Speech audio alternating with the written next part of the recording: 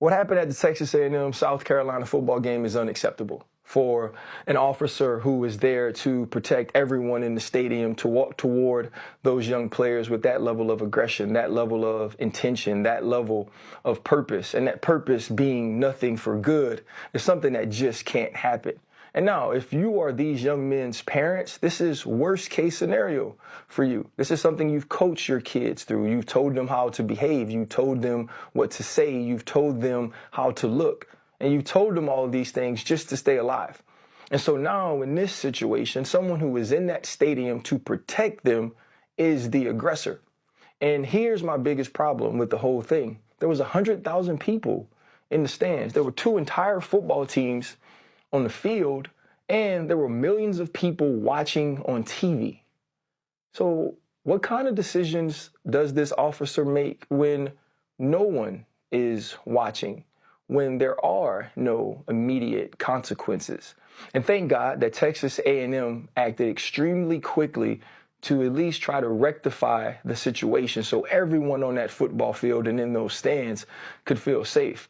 But this is a cautionary tale. This is a warning. There are those people that feel so entitled and so empowered and have that level of audacity and also intoxication on power that they believe that they're above the law. It's not just about protecting those young men on the field, which is something we have to do. It's about protecting those young people in these streets, in these schools, that just walk around in everyday life from those who don't understand the power of the badge and the responsibility of it. Thank God today worked out the way it did and we got a great SEC battle. But not every young man is so lucky. Hello everyone, welcome back to my channel. My name is Sandovaz. In today's video, we'll be talking about a black football player who was assaulted by a white police officer in South Carolina. So if it's the first time of coming to my channel, please do not forget to subscribe to my channel, like, share, drop a comment in the comment section, and turn on your notification bell so that you keep getting heads up from me. This video is for educational purposes and not to lash on anyone, and credit belongs to the owners of the clips and stitches that are being attached to this video. With that being said, let's dive into it. Look at this unnecessary roughness. I mean, what's going on here? Number 27's clearly trying to do the polite thing and get out of this cop's way, but state trooper decides he's going to be a prick, then wants to turn around and get all pissy with number 8. They should demote his ass to like a school crossing guard or some shit for a couple months. What a prick. I am so sick of these racist ass people, y'all. They are everywhere and they showing their ass. So it's this police officer who is working the football game, the South Carolina football game against Texas A&M. So he just supposed to be there to make sure no fans or none other of that stuff happens while the football game is going on. So the South Carolina football player scores a touchdown and he runs into the tunnel because it was a long touchdown. He's coming back to the field. The racist ass police officer walks up to him. This going on live TV, y'all. They showing him. You can see the racist police officer goes up to him and bump him with his shoulder like he mad, got his team getting their ass whooped. So he bumps the guy. He bumps him. So the black guy turned back like, what's going on? The fucking racist guy, police officer, just pointing his finger like, I don't know what he was saying, but he just pointed his finger like the black guy was wrong. See, that's what I mean, man. These racist people are everywhere, man, especially down in the South, man. What is y'all fucking problem, man? What is y'all problem? Y'all own everything. Y'all got everything, but yet y'all still mad at the black and brown people for a reason I do not know why. They need to fire that police officer immediately. There's no reason for you to even go up to him. Your job is to make sure no fans come on the field or nothing happen to the players, the coaches, the referees, or the staff. That's your only job. But yet you want to show your racist ass and they caught your ass on TV shoving the black guy because you mad that they beating the dog shit out of your team, man. I'm sick of these racists, man. I am sick of these racists, man. When y'all gonna wake up like, we don't want nothing from y'all white people, man. We don't want to be around y'all white people. But yet, black people is on y'all minds every minute, every hour, every day, every week. What do y'all want, man?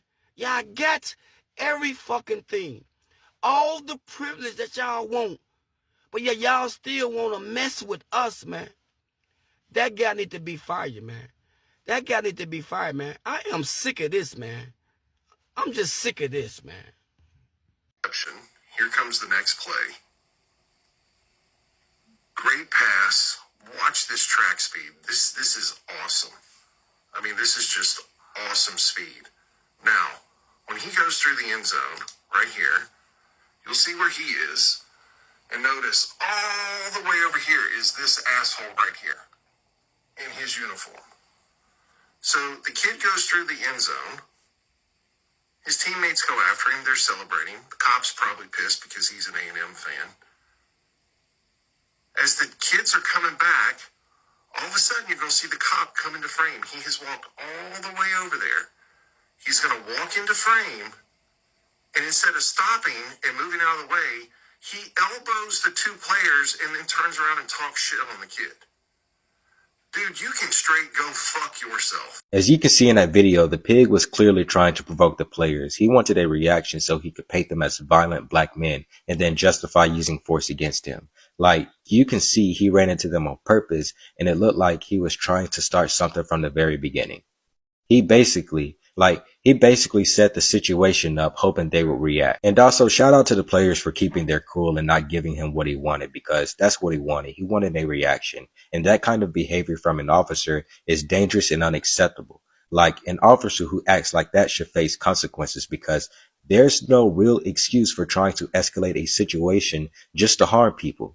So the state of Texas, take his badge. This incident strikes a painful nerve because it represents a direct betrayal of police trust. When an officer whose duty is to protect assaults a black football player, especially in South Carolina, the situation becomes a powerful symbol of racial tension, power misuse, and at the same time institutional failure. It's a betrayal of duty and abuse of authority. Police officers carry a legal and moral responsibility to protect lives and properties, ensure safety, and also de-escalate conflict. So when the officer instead becomes the aggressor, the hand is doubled. It shows a high level of collapse in professional judgment, a misuse of state-granted power, and a reversal of the officer's primary purpose. So for the victim, the black athlete, the betrayal also is psychological. A person trained and trusted to maintain peace and order becomes the source of violence, sending a harsh message about who receives protection and who receives suspicion. Racial bias, stereotyping in South Carolina context. South Carolina has a long history of racial tension in policing. When a white officer insults a black athlete, racial undertones cannot be ignored. Common stereotypes often shapes police reactions. Some black may treat misinterpretation of athletes as aggression.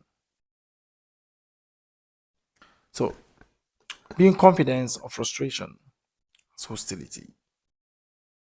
These biases can influence the split-second decision, causing officers to escalate unnecessarily.